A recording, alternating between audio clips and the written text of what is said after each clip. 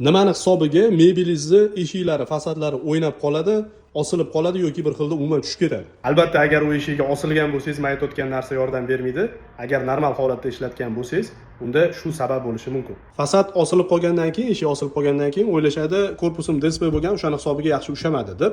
Lekin birinchi o'rindagi sabab unda emas.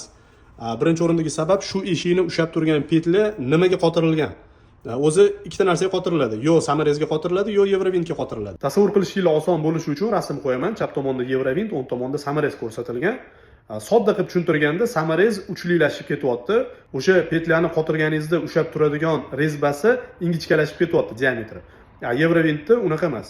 To'liq qancha o'sha Eurovintni qismi kirsa, DSP yoki MDF ga o'shancha qismini rezbasi diametri bir xil bo'lib qattiqroq ushlab turibdi. Albatta, samarezda ish tezroq bitadi, alohida teshik ochish shart emas. Eurovintda teshik alohida ochish kerak. Lekin nagruzka katta bo'lsa, bosim katta bo'lsa, katta fasadlarga ayniqsa, umuman fasad ancha yil xizmat qilsin, osilib qolmasin deydigan bo'lsak, Eurovint ishlatgan yaxshi. Ko'pchilik ustozlarimiz, mebelchilarimiz shunday maslahat berishadi. Men ham tajribadan kelib chiqib shunaqa fikrdaman.